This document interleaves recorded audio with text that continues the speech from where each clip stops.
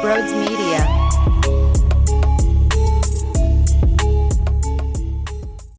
Ew, Joel! Joel! No! We're going to talk about Joel in case you didn't know that. Before we do, though, if you're new to the channel, make sure you hit that subscribe button. Come join the party here at Broads Media and smash that thumbs up button as well for Joel's dominant 40-plus points, his 5 assists, his 10 boards. Hit that thumbs up button. Real quickly, if you're looking to go to the game on Thursday against the Hawks, if you're looking to go to any NBA, NHL, NFL game, that is, you can use promo code BROADS at SeatGeek's checkout page for $20 off. That eliminates all those fees, and I'm basically dangling a $20 bill right in front of your face. Make sure you take it from me. You'd be a fool not to. Promo code BROADS, SeatGeek's checkout page, and TikTok at Broads Media. We're having some fun over there as well. Make sure you follow me there. And with that, enjoy the show. What is going on, everyone? Welcome on into Sports Talk with Broads. How ironic is that one of the most exciting games we have seen in a bit of time is when they're missing all these guys. They barely have a bench. Their bench scored 1 point tonight. In what universe do you win a basketball game where 3 guys score all your points and 16 points come from the rest of the crew? Joel Hans Embiid, 41 points. That last shot was ridiculous by the left corner. Are you kidding me?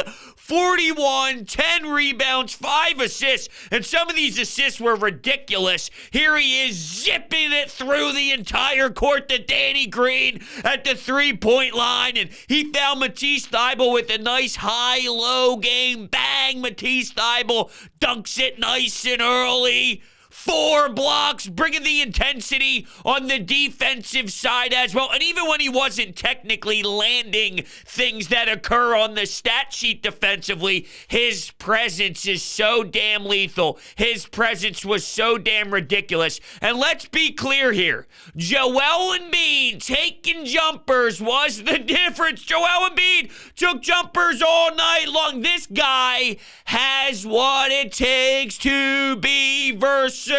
So when you try and tell me Joel Embiid needs to stop, he can't be taking jumpers, yes, he can. Yes, he can, because the reason why he's not just a player who's back to the basket and he's got way more to his game. The reason why he's so difficult to defend is because you gotta pick your poison, damn it. He could do it in so many different ways, and tonight, oh, it was smooth. And last year, he was at a mind-blowing rate in the mid-range jumper department, and earlier this year, it wasn't necessarily falling at the same clip, and I tried to explain, it'll come. Now, is he going to be this 17 points in the fourth quarter and knocking down mid? No, I mean, sometimes, yes, there is legitimacy to saying, hey, it's not your night from there, so go back to your business and establish yourself down low just to get your feel back. Like, there's plenty of times where that is a valid discussion, but there are too many morons out there that think it's 1962 and you're not allowed to play this out. No, you are, because he can do this, okay? This isn't the first time. He can play this way, and it is magnificent to see the execution of this guy late. 17 points in the fourth quarter. He had 10 in the second quarter. It broke down 7-10, 7-17. And that was one of the best performances I've seen. And it's crazy what happens when some of your complementary pieces actually cash in. You get your life. For example, Danny Green, when you're down 2, he hit that massive three-pointer. What do you know? Things change when guys actually can hit their shots. Matisse Thybulle had a huge, and I mean huge, 3 that he cashed in on. Well, I'm watching nonsense in Boston make shots. Here's Pritchard out there making his shots. How come there's never a guy for the Sixers that can do that? Gabe Vincent the other night in Miami. This dude averages 8 points per game. Well, for Miami, I should say. The game was in Philadelphia. 8 points per game.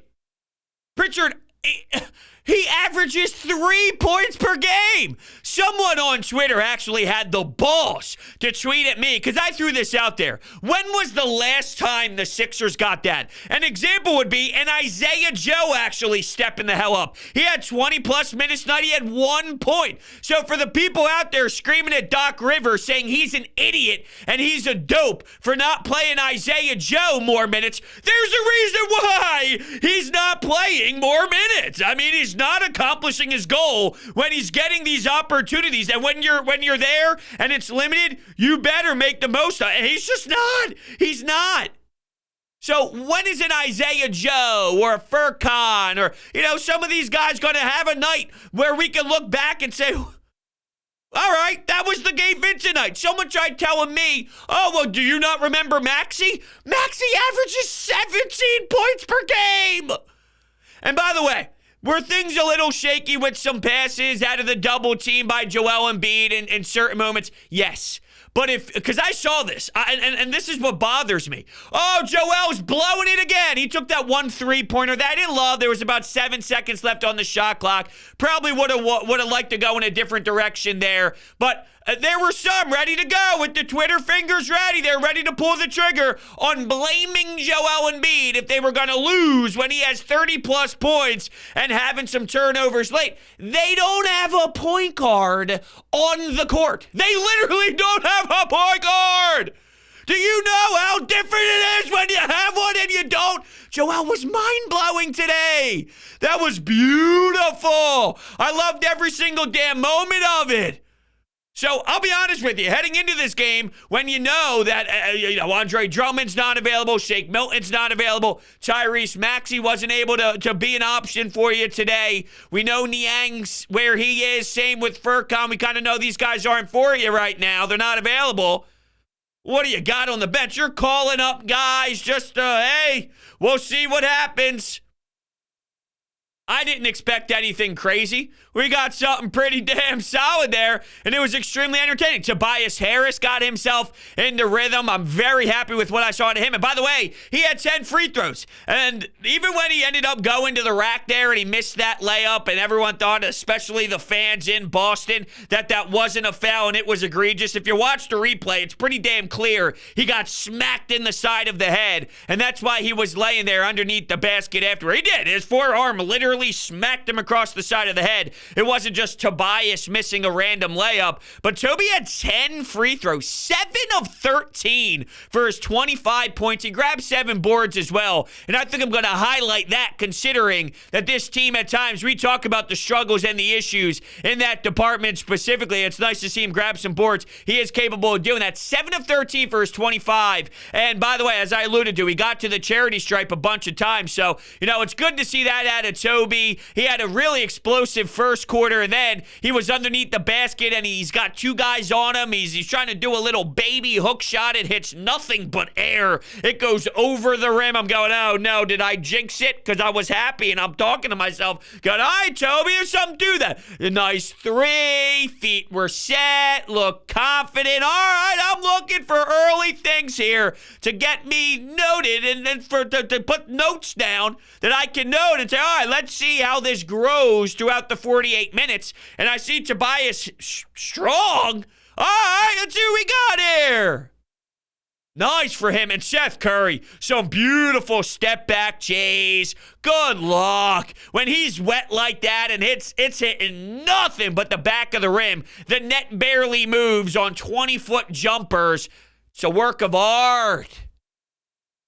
10 of 14, 26 points, and 7 assists for Seth Curry. So your 3 top dogs. It was great. Now, how long can you win basketball games, or how many basketball games can you win with that type of production in the role player department? Not many, right? But sometimes your special players will you to victory. Now, Matisse Thybulle had a big role on the defensive end. When you look at Jason Tatum's struggles, I thought some shots Jason Tatum just flat out wasn't having it just from a him perspective. But yes, Matisse Thybulle, whether, he's on Jason Tatum or whether he's gets mismatched on somebody else, you saw what he was capable of doing. Now, he got into foul trouble. So did Joel Embiid. And the fact is, when you're that thin with your roster, it makes it even more nerve-wracking. Oh, no, here we go. What are you going to do? You're going to be forced to play someone who's going to be a disaster out there. So you're flirting around with all these fouls. And some of the fouls I despise.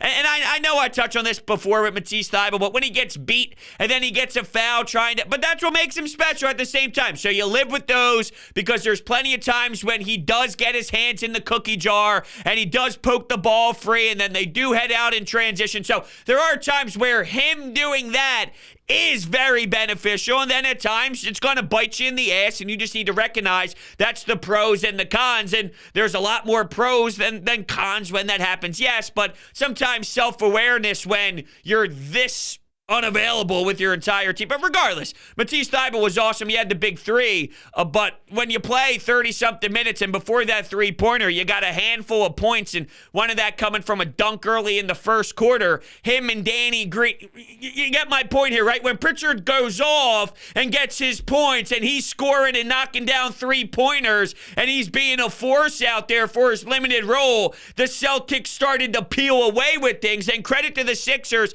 for hanging in there and Joel for having the 17 points in the fourth quarter and the Sixers going on that run and executing late down the stretch, which has not been the case. If we're going to be honest with ourselves, how many times have we dialed it back to Doc Rivers and the performance of this team with late plays, coming out of a timeout, you need a big bucket in a possession. They weren't executing, and what do you know? The big man was on a different level and just locked in differently tonight and cashed in for sure. But it was big for them to do that.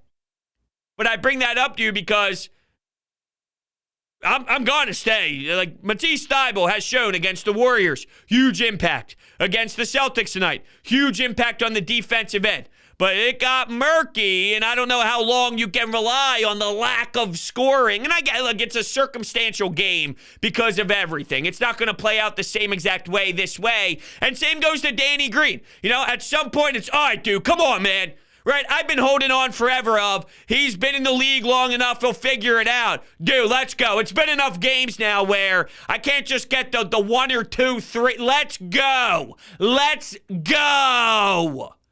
Let's go. It's time now. So both of these guys, from the offensive standpoint, I need more from them. Because it's big time difference when they're hitting their shots compared to when they're not and you're relying on these three. But man, I was loving it. Tonight was fun. I don't want to take anything away from actually enjoying it. We've been playing beaten down opponents due to COVID protocols and whatnot, and they were losing, and it was a horrible brand of basketball. You play the Celtics, and they have, it's funny, I'm looking at their roster, or their schedule, I was looking at their schedule, and I'm like, they beat the Warriors, they have a good win against the Celtics, they have some good wins against the Bulls earlier in the season, right? They have some nice wins.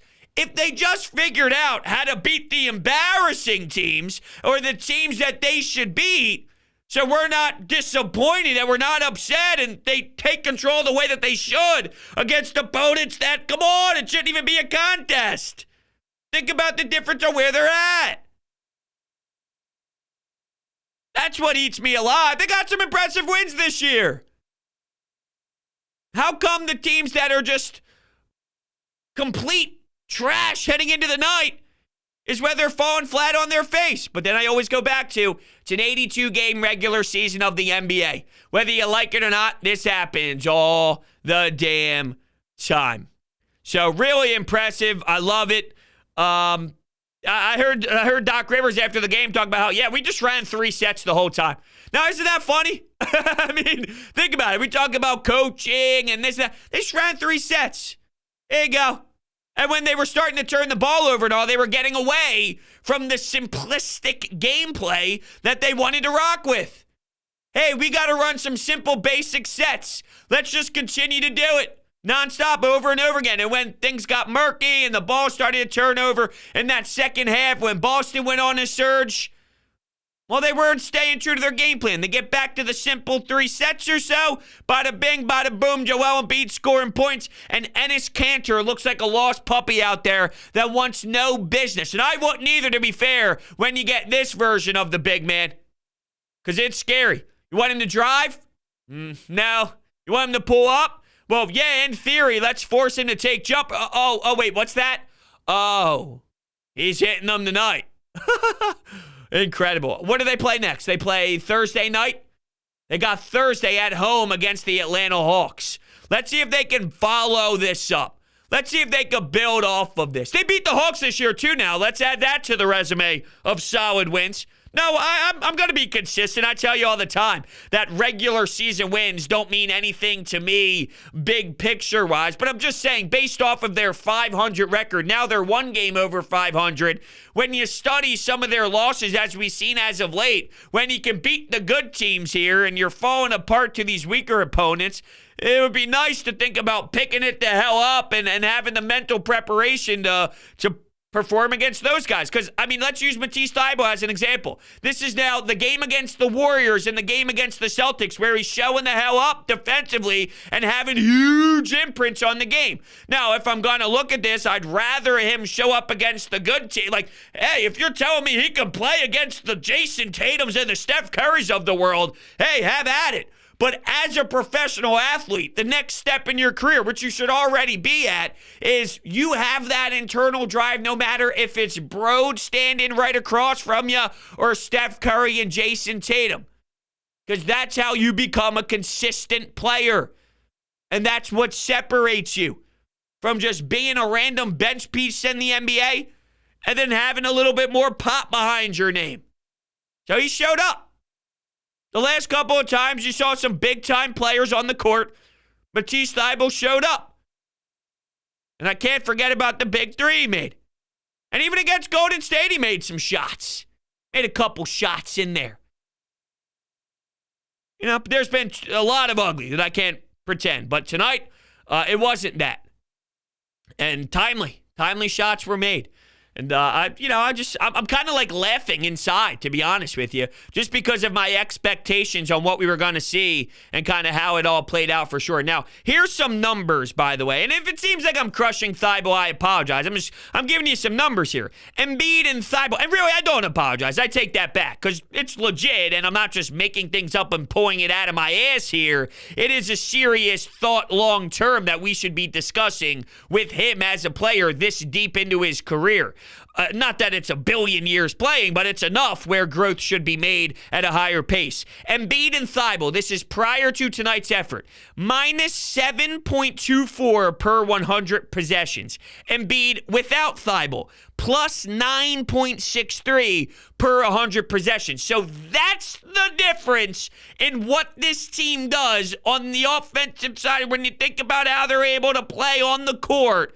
Minus 7.24 compared to plus 9.63. So when they give me the starting rotation of Seth, Curry, Thybulle, Green, Harrison, and Embiid, I don't necessarily hate it. Some maybe mention throwing Isaiah Joe in there, but now that I see the results, I can't argue. And to be fair, I thought that this was fine. It's an NBA caliber starting 5, and based off of what you thought you had today, or what you knew you had today, you could have threw worse out there, don't get me wrong. So when I see Curry running the point, I'm like, all right, I guess based off of what you got, I can get behind the starting rotation. But if you wanted to slot Thybulle out to throw in somebody else to help out with the spacing, because it's clear when there's shooters around Joel, that double team that they throw, it just changes the game insanely. You got no point guard out there. It's ridiculous. Oh, it really is. All right. We're going to go to the Anytime Hotline here. First, you know what's coming. DeSimone Jewelers. They're great. They're Joel Embiid. They're phenomenal. They're elite. I got my engagement ring for my fiance there, and I went back for Christmas, for Valentine's Day, for her birthday, you name it. They're a family-owned business located in Haddonfield, New Jersey, previously in Jewelers Row. Will, Lou, Nick, and Mike, they treat you like you're a DeSimone. You are part of their family. You're not just a customer. They're not trying to make a quick buck. They're passionate, and they love to educate you about the diamonds and about the piece of jewelry that you are picking out. They love to teach you and inform you about everything that you're purchasing, and they work with you to get the best design at the most reasonable price you will find in the market. They provide custom jewelry design, jewelry repairs, appraisals, watch repairs, battery replacement, diamond setting, and so much more. If you go in there and say, "Bro sent me," they will hook you the hell up. You can check them out, DeSimoneJewelers.com. The holidays are obviously right around the corner. It's this week, and yes, you have to, 1,000% have to check them out. There's no one better in the business than DeSimone Jewelers, so make sure you give them a look. All right, with that, let's hear from you out there after this beautiful game by Joel. Rhodes, I'm a big fan, calling from Michigan. Just finished watching the Sixers game, and this was a wild one. I loved Embiid. He's amazing. I'm sick and tired of hearing T and his boys talk about how Embiid is not his team. Look at him. He got 41 points. You can't put it in anyone else's hands. With the game on the line, over double coverage, shoots it up, ices the game. It got spicy after that, but it's his team. I'm tired of hearing it's not. Yeah, it is. And to say it's not, it's just foolish. What it is, and we kind of been through this already, it's your bottled up frustration is going towards Joel because when he does get sloppy, when there are issues out there, it's, the turnover. But you're not adding into the equation that you don't even have a point guard and you don't have spacers, you don't have complementary pieces, you don't have the guys available around a center who's getting double teamed consistently. They don't even have guys who can barely pass the ball into the post as a whole in general just to start a half-court possession. So when things get sloppy, it's Joel Embiid's fault, but they're not factoring. It's the simple basic thing. It's just the first level. Oh, there's a turnover. Let's blame him. Well, why did the ball get turned over? What is happening in the half court? Who is out there on the floor? What have these players done in this game? Where are the spacers? Who's helping out? Right now, tonight he had Seth and Tobias. Normally, it's just Seth Curry. As we saw the other night, starting the second half, it was just Embiid and Seth Curry. Normally, you don't even get Tobias Harris, so that was a nice added bonus and played a major role in the outcome. And I feel I haven't really given them enough praise to this point. Tobias Harris and Seth Curry deserve a lot of praise. They made some big buckets, and this was probably one of Tobias' strongest efforts to this point, and he really needs to build off of this. I talk about that Atlanta game. That's coming up on Thursday night. If he just has another dud and another stinker, I'll be extremely disappointed. This is for him to build off of this, right? Very efficient, got buckets early, scored with the right mentality early, wasn't hesitating, had the three, took the three quick. And when he took the shots too, you could tell by his body language as he let the ball go, and you could see in his form and the way he's backpedaling to get back on defense. Like he knew when he released, this is it. Like it feels good coming out of my hands. And I don't know how many times we've been able to make that type of statement this season, if any, honestly. So that's something that's huge for him that we're going to have to study. All right, what does he look like the next game? Because if he gives you this again, all right, he can't fall back to that disaster, but there's something here. Let's make sure you step on the gas, Tobias, and keep that swagger going. Because whether you like to admit it or not, because I'm sure there's a lot of people that just despise him so much, they're unwilling to, he's better than what he's been showing. He's better than 29% from three. I'm sorry, he is. He's in that 36, 35, 37. Somewhere between 35 and 37 is a comfortable number for me to say Tobias Harris is throughout his 10-year career so far. 29 ain't it. So, all right, let's go here. Let's see it. Let's see it. And I like the fact that getting to the free throw line, getting fouled, seeing the ball go through the hoop. We've seen it a billion times throughout basketball in general, whether it's the NBA or the local park. You don't feel your shot right? Let's just see the ball go through the damn hoop. And how about this? Let's not forget about the whole debacle that was early on, which was the fire alarms going off, and you got the game on hold. That throws you in for a loop. You're used to, especially with, I've had some college hockey games where the Zamboni broke, right? And now you're so accustomed to warm-ups and your pregame stretch, and everything is so methodical and timed out. When the game doesn't start on time, you're a creature of habit. And then you get thrown into a little bit of a funk. You're hanging around the basket, throwing up layups and just taking jumpers or whatever to try and stay loose while you're figuring out what the hell is going on. It's a little bit of adversity that you had to battle through, and they got through that as well. But all around, to get back to your first point here with Joel Embiid, yeah, no doubt that come on now, he's the guy. We know he's the guy. He's the guy. He's the guy. He'll have stinkers. He'll have an upsetting performance here, but all around, he's a superstar in the NBA. Superstar. People go to the extreme when there's clearly reasons why some nights it doesn't look as smooth and it's not operated as clean. But then you get these moments and it's beautiful. It's mesmerizing. I mean, the guy does things that people in history don't do. 40-plus points, 10 boards. Talk about the facilitation that can't be lost, his defensive ability. It's silly to think that this team would be in a better spot. The amount of comments, get rid of Joel, blow it up. What are you saying? Do you know how hard it is to get a top talent in this league like Joel Embiid? When was the last time the Sixers had Allen Iverson? Okay, Allen Iverson, Joel Embiid. Think about how rare it is. Dr. J back in the day. You had Charles Barkley, right? So you got your generations. When you have them, you keep them. When you have them, you rock with it. And you keep going, and you keep going, and you keep going, and you keep going. Until eventually, yes, there's a wall. At 26, 27, you ain't at the wall yet. All right, I'll tell you that for free. What's next? Hey, bro. Obviously a huge Embiid game. I think that game speaks to Embiid's greatness and really nothing else. Because when you look at it, you were playing a team whose only available center was Enes Kanter. And you cannot lose that game under any circumstance when your team has Joel Embiid. I don't care about what the other team has. I don't care about how many guys you have out. The other team's only center is Enes Kanter. He's one of the worst players I've ever seen. Well, I mean, just to counter a little bit, if your point is whoever's on the other side can't guard Joel, well, that's every night except for what? Jokic, Marc Gasol back with the Toronto. How many players, if you look on the one-on-one matchup, yeah, absolutely, Joel Embiid should win with that theory and that logic, which isn't a flawed one, but it's not that simple, right? Because while, yeah, you should win that matchup nonstop, and he did, they have Jason Tatum, they have Jaylen Brown. These players are special, right? So it's like, well, who's stopping Joel Embiid on the Golden State Warriors? There shouldn't be anybody. But when you have Steph Curry, when you have a player out by the perimeter that can win their match, and they couldn't against Matisse Thybulle, ironically enough, but most nights, Steph Curry's winning that respected matchup. On most nights, Jason Tatum is winning that respected matchup where, yes, the Sixers, that's their brand. That's their matchup that they consistently go to.